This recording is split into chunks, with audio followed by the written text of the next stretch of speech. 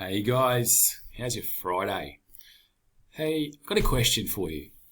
Do you ever think about what your retirement is going to be like? Like, what are you going to do? Are you going to be able to travel?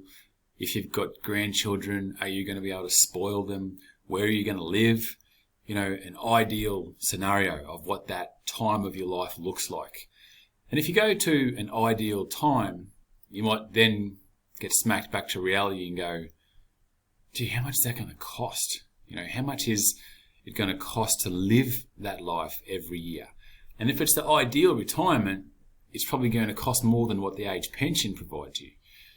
And then when you figure out how much it's going to cost, you've got to think about how much do we actually need to have to get there, you know? And most people don't have much clarity around that. And I would say that they don't have much clarity around what the future looks like because they don't have much clarity around what the present looks like. And they don't have much clarity around what the present looks like because they don't even know what to do with it if they get clarity. And what I mean by that is, imagine if you did know what your interest rate on your home was, how long it will take you to pay your home off, if your superannuation is most appropriately invested, if you have life insurance and income protection and trauma and TPD, if it's best for you, if it's the most cost-effective insurance out there. Because let's say you got that clarity, then what do you do with it? If I know that I'm going to have my house paid off in 7 years, what do I do with that information? Because I might not know the strategies that I can use with the knowledge that I've got. So it might be great to have the knowledge, but then you don't have the information of what the next steps are. But then if you did have the next steps, then how do you implement it? You know, it becomes mind-boggling. And that's probably why people don't have clarity around the present, nor do they have clarity around the future. And I think both of those are super important.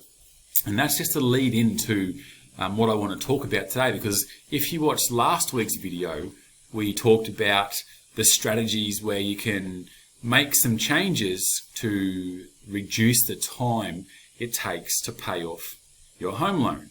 But then when you've paid it off, what do you do with the money? And I put up a little slide and said, this is what I'm going to talk about next week. So this is what I want to talk about now.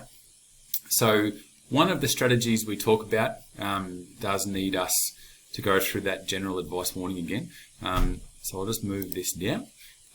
If you fail to plan, you plan to fail. That's the topic of this week's video. There's that advice warning again. Like I said last week, I'll stop ranting on about this, but you might be rich, you might be poor, you might be young, you might be old, you might be married, you might be single, you might earn lots of money, you might earn hardly any money. And you might hear me say something and go, wow, that's a great idea. But as you can see, there's so many variables that might not relate to you. So always please come to us to say, hey, that idea you had, great idea, will it work for me? And we can run it through your personal scenario. So this is the snapshot we did last week, where we consolidated debt, changed the interest rate, no new payments that you need to put towards your loan every month, but you're going to pay it off in 10 years, not 18 years, or sorry, nearly 11. So you're going to save 7 years. Now, you're a proactive person, so you go, wow, well, I mean, that just makes complete sense. We're still making the same repayments, $3,975, $1,000, that's $4,975. We're making the same repayments. Why wouldn't we consolidate our loans to pay our house off in 10 years? So good on you. Now you get 10 years down the track and your house is paid off, high five, but what do you do with the money? Well, as I mentioned last week, there's all these strategies that come into play depending on your income and the allocation of income that you can put towards debt reduction, wealth creation, and what's more important for you. But here's another example. So let's say you were that person that paid your house off and you're now 50 years old and you're going to retire in 17 years at age 67.